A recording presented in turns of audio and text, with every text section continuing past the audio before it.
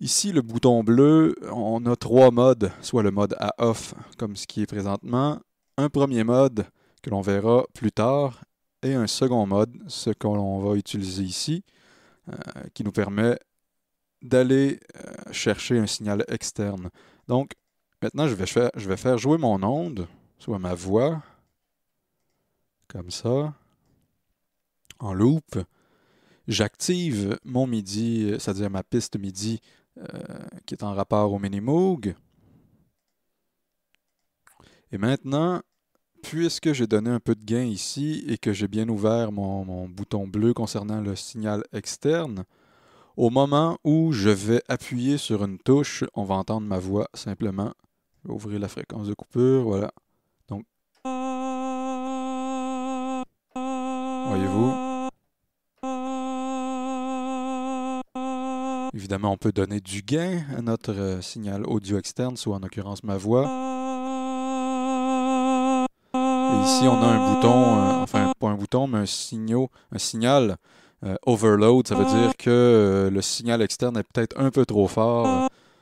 Donc, voilà, comme ça me paraît bien.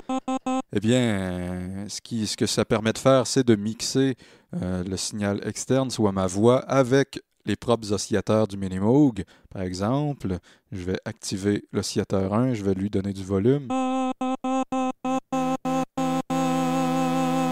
Voilà.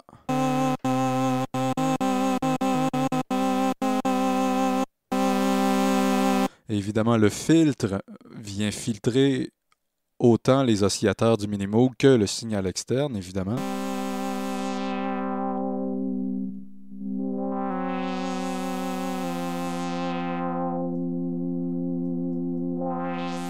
D'ailleurs, si je fais jouer ma voix, on va entendre que le filtre la filtre bien.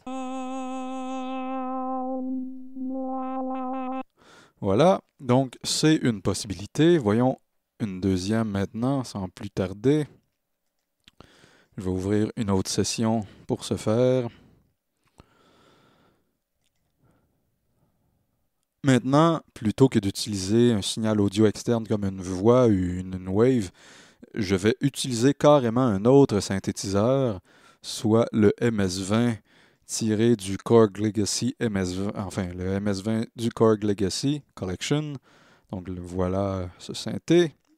Une autre émulation d'ailleurs, c'est assez populaire ces temps-ci, les émulations de véritables synthétiseurs mythiques.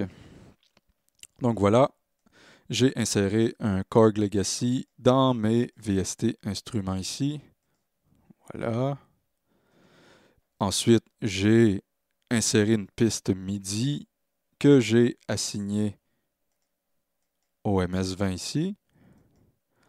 Ensuite, dans la track VST du MS-20, ici, j'ai encore une fois inséré un module Minimoog FX, comme ça ici. Ensuite de ça, j'ai activé le petit bouton Monitor de la track MIDI MS-20. Je me suis sélectionné une piste MIDI, c'est-à-dire j'ai entré une piste MIDI que j'ai assignée cette fois au Minimoog FX. J'ai utilisé, c'est-à-dire je me suis pas, voyons, parlons français, je me suis positionné sur cette piste MIDI qui est en rapport au Minimoog en fait. Et maintenant, si je joue, on entend bien le son, mais ce n'est pas le son du Minimoog en tant que tel, c'est carrément le son du MS-20. D'ailleurs, ceux qui possèdent ce synthétiseur comprendront qu'il s'agira simplement du premier preset. D'ailleurs, si je change, donc on voit que c'est vraiment le son du MS-20. Maintenant, ouvrons le Minimoog FX qui est inséré dans le rack des effets d'insert du MS-20. Et on remarque ici encore une fois que mon petit bouton qui est relatif au signal externe audio est bien enclenché ici sur sa deuxième fonction. Et on a le volume ici. D'ailleurs, si je ferme le volume et que je joue des notes, on n'entend rien. Maintenant, je vais augmenter le volume tranquillement. Et là, on voit apparaître le son du MS-20. Ce qui est bien, c'est que les filtres du Minimoog peuvent venir filtrer le son du MS-20, par exemple. Donc ici, c'est vraiment le filtre du Minimoog qui vient agir sur le MS-20.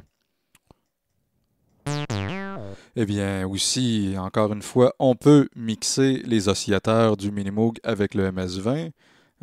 En l'occurrence, je vais activer mon oscillateur 1. Je vais lui donner du volume.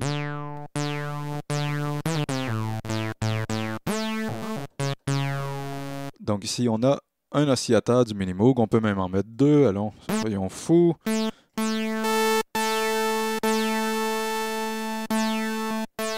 On va le détuner même.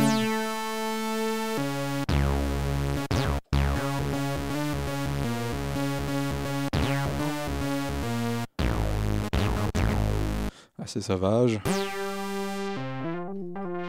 Donc voilà, on contrôle le MS-20 et le Minimoog. Le MS-20 entrant dans le Minimoog par le signal externe ici et peut être filtré par le Minimoog.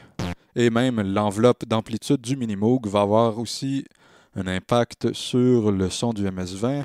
Par exemple ici, voyez-vous, le decay contrôle aussi le MS-20.